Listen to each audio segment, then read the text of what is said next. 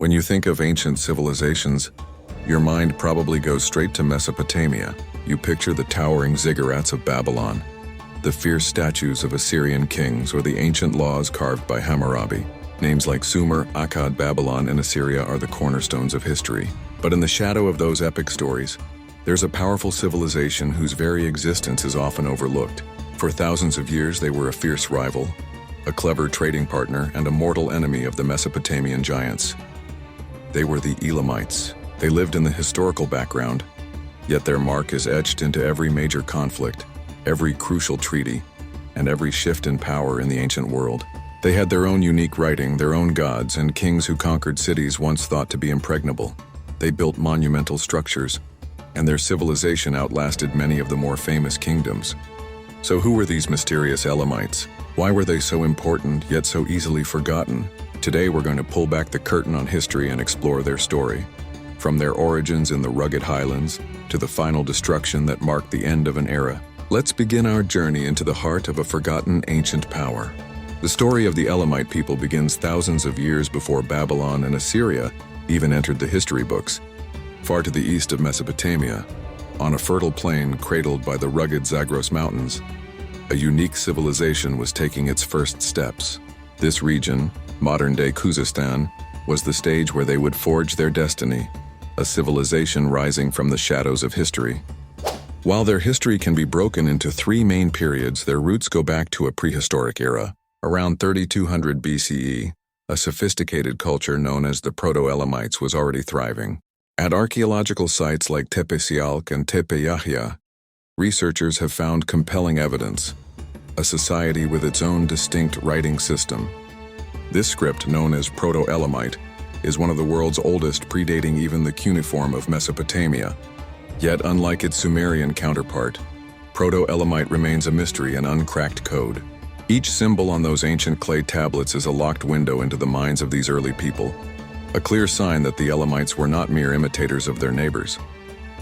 They were innovators with their own story to tell. During the Old Elamite period, from roughly 2700 to 1600 BCE, their relationship with Sumer, the dominant power in Mesopotamia, became a complex dance of cooperation and conflict. On one hand, trade flourished. Valuable resources like copper, tin, and rare stones flowed from the Elamite highlands to the resource-hungry cities of Sumer. On the other hand, this dance often turned into war. Sumerian records are filled with descriptions of Elamite raids. Even powerful Akkadian kings like Sargon the Great claimed to have conquered Elam, a claim that historians often question. The Elamites were simply too resilient to be fully subdued. They were a volatile force, always ready to rebel. This dynamic came to a head during the Awan dynasty. Under rulers like Puzur-in-Shushanak, the Elamites were no longer just raiders, they were conquerors. He launched a daring military campaign, sacking Akkadian cities and even claiming the title of King of the Four Quarters, a title once used by Mesopotamian rulers. It was a loud and clear declaration that Elam had arrived on the world stage. But this glory was short-lived. In response, the Akkadians and later the Ur-III dynasty launched powerful counterattacks. They succeeded in conquering Susa, turning it into a Mesopotamian province for several generations. The Sumerians installed their own governors, built their own temples, and tried to suppress the Elamite identity. But once again, the Elamites proved their mettle. As the Ur-III empire weakened from internal strife and outside invasions, the Elamites saw their chance. They rose up in a massive rebellion. Around 2004 BCE, the last Elamite kings not only regained their independence from Ur, but also launched a devastating counter-invasion. They sacked the holy city of Ur and took the statue of its patron deity, Nana, as a valuable war trophy. This act was more than just a victory. It was a symbolic end to Sumerian dominance. This resurgence was a pivotal moment, cementing Elam's status as a formidable independent power. They had survived conquest, learned from defeat, and emerged stronger than ever.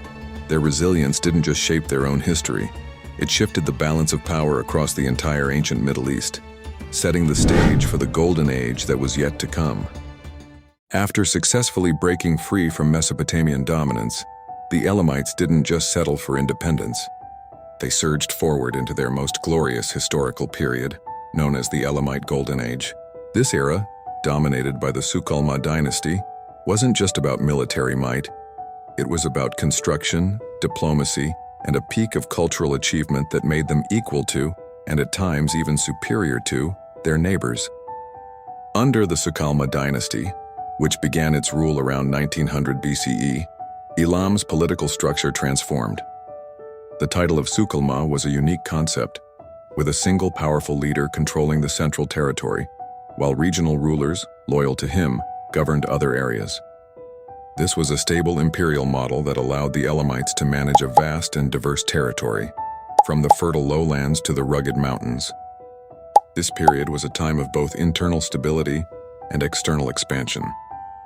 The Elamites not only held on to their independence, but also extended their influence deep into Mesopotamia. They engaged in a complex web of political alliances, often manipulating the rivalries between Babylon and other city-states to their advantage. They were shrewd diplomats, capable of negotiating and allying with anyone they needed to. However, their greatest achievements during this period were in art and architecture. One of their most visionary kings, Untold, was an ambitious builder. He not only solidified political power, but also left behind an incredible architectural legacy that endures to this day.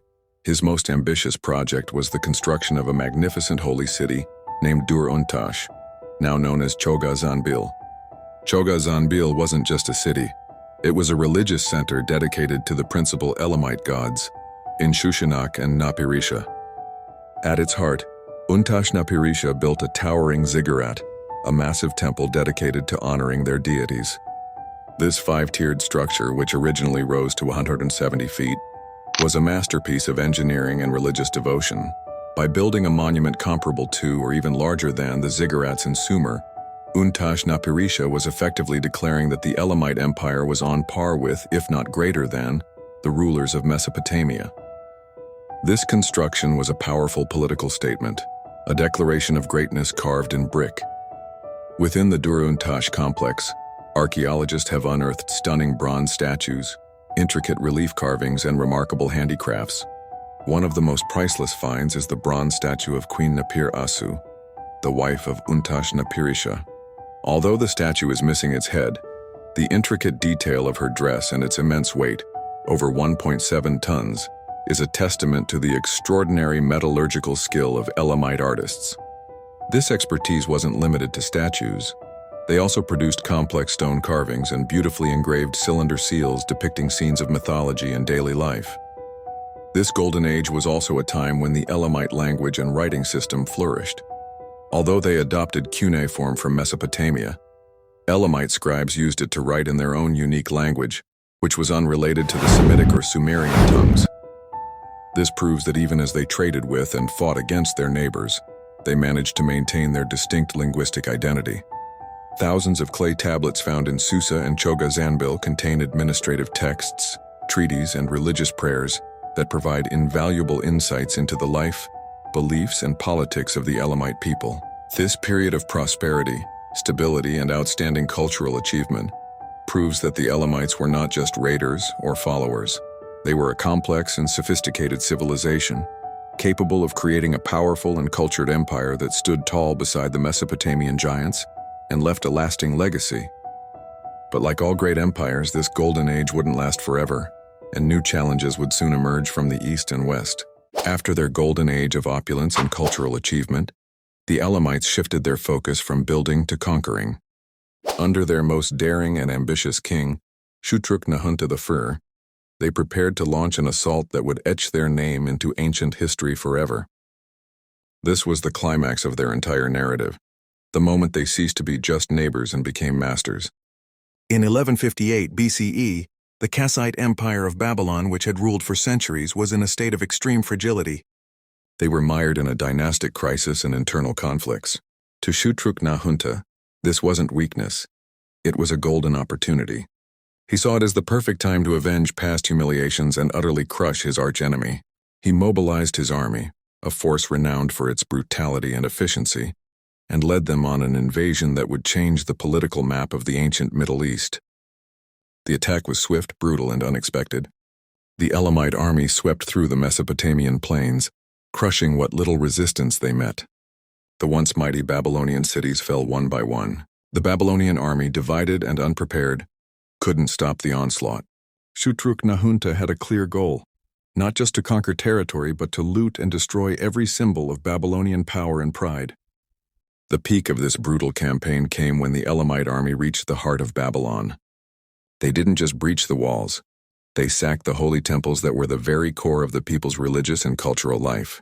They carried off the statues of Babylonian gods as captives, an act considered the deepest religious humiliation in the ancient world.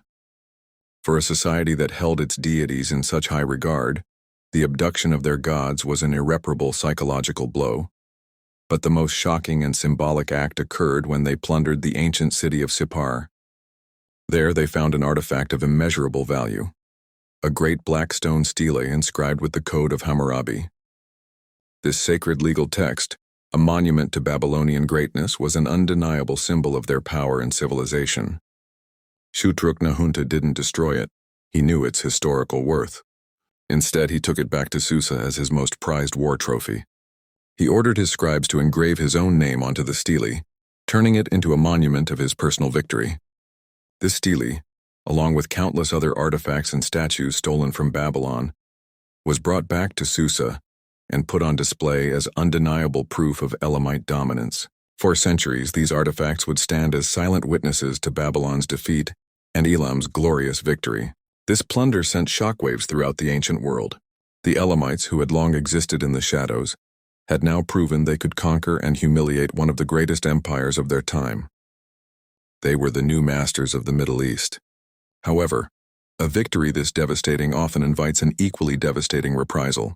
The sack of Babylon was an act that created a deep wound and a simmering resentment in the hearts of its leaders.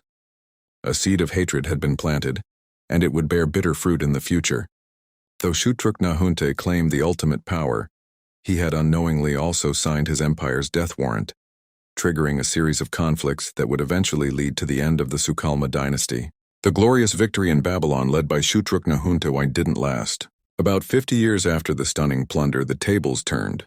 A new Babylonian dynasty known as the II dynasty rose to power under strong and ambitious kings. They launched a powerful counterattack against Elam. The Babylonian king Nebuchadnezzar I led his armies to drive the Elamites out of Mesopotamia, retrieve their stolen gods, and reclaim control of the region. After this defeat, the Elamites entered a long and turbulent period of decline. Their central power fragmented, and they became subject to a series of invasions and pressures from various groups, including the Arameans and other tribes moving into the area. Their once great cities suffered damage, and their power shrank back to their core territory around Susa. For several centuries, the Elamites seemed to vanish from the grand stage of history, becoming an isolated and vulnerable regional power. However, the resilience that had become their hallmark was once again on full display. They never completely disappeared. At the beginning of the Neo-Elamite period around 770 BCE, they began to rise again. They capitalized on the disunity among the great powers and slowly expanded their influence. By this time, their greatest enemy was no longer a weakened Babylon, but the Neo-Assyrian Empire, the most brutal and efficient war machine of the ancient world. The Elamites formed an alliance with Babylon and other peoples who felt threatened by the unstoppable Assyrian expansion. They dared to confront the overwhelming might of the Assyrian army, engaging in a series of fierce battles recorded in Assyrian historical accounts. These were the final struggles for their freedom and sovereignty.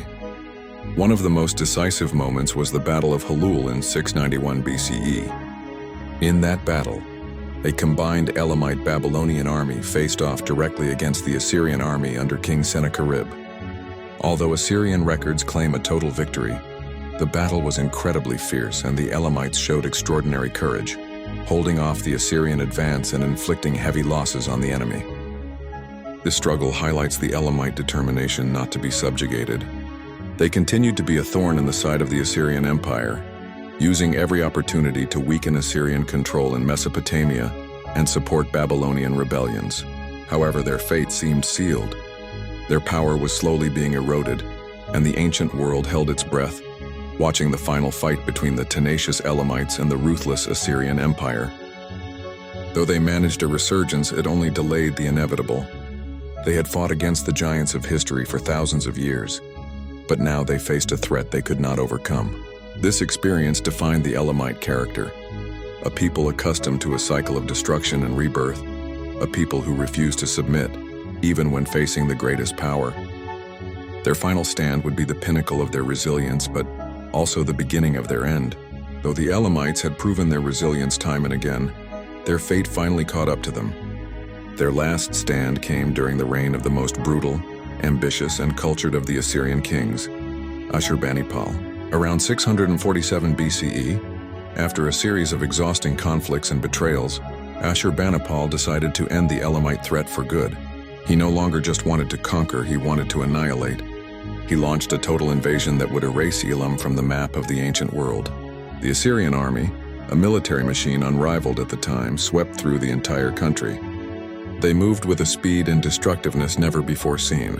Cities that had stood for thousands of years were burned to the ground. Temples where the Elamite gods were worshipped were plundered and demolished. Statues of gods and goddesses were carried off as captives. A final act of religious humiliation. The climax of this brutal invasion was the siege and total destruction of the city of Susa, the Elamite capital that had stood for over 2 millennia. The city that was once a center of power and culture became the target of Assyrian fury. Ashurbanipal proudly documented his conquest in Assyrian historical records, a document filled with horrifyingly poetic language. He claimed to have burned and destroyed palaces, toppled ziggurats, and even looted the tombs of long-dead Elamite kings. This was an act that violated all ancient norms, an insult to both the living and the dead. Ashurbanipal even claimed to have driven out the population, scattered salt over the ground so nothing could ever grow again, and carried off the ashes of the kings as a final act of desecration. While the accuracy of these claims is debated by modern historians, the narrative shows an unparalleled level of hatred and a desire for absolute destruction. This conquest was a brutal and inevitable end for a civilization that had fought for so long. Although the territory of Elam became an Assyrian province for a few decades, the Assyrian Empire itself would soon collapse, having become too vast and too brutal to sustain. But for the Elamites, it was too late. They no longer had the power or political structure to rise again as an independent entity. Their final defeat had left a wound too deep to heal. However, the story of the Elamites doesn't end there. Although their political power was gone, their legacy was absorbed by the empire that rose after Assyria, the Achaemenid Persian Empire. The Persians, who came from the same region as the Elamites, were heavily influenced by their culture. They used Susa as one of their capitals, and their scribes used the Elamite language alongside Old Persian and Akkadian. The names of Elamite gods and traditions lived on under Persian rule. This was a bittersweet end for a tenacious empire. They had fought, conquered, and risen again and again, only to be finally absorbed by a people who came from the same land. The Elamites vanished as a political force, but their culture, art, and language survived in the shadow of the great Persian Empire, ensuring that their legacy was not entirely forgotten. This is a sad end, but also proof that their civilization was too important to ever fully disappear from the pages of history. Even though the Elamite Empire is gone, their legacy endures. They left us with astonishing artifacts, like the sturdy ziggurat of Chogazanbil, the bronze statue of Queen Napir-Asu, and ancient texts that still await translation. They were a civilization that dared to stand against the greatest powers of their time and, against all odds, managed to do so for thousands of years. Their story is a powerful reminder that history doesn't belong only to the famous conquerors. Beneath the well-known names, there are tenacious empires, unique cultures, and entire peoples who fought to survive. The story of the Elamites is proof that even a forgotten civilization has a story worth telling, a narrative that speaks to resilience and courage.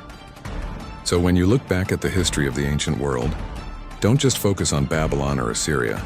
Remember the brave and resilient neighbors who lived in their shadows. The Elamites, the empire that never gave up. They are a crucial piece of the mosaic that makes up our history, a piece that was long lost but is now being rediscovered. If you love uncovering the mysteries of history, be sure to subscribe to our channel for more deep dives into forgotten civilizations.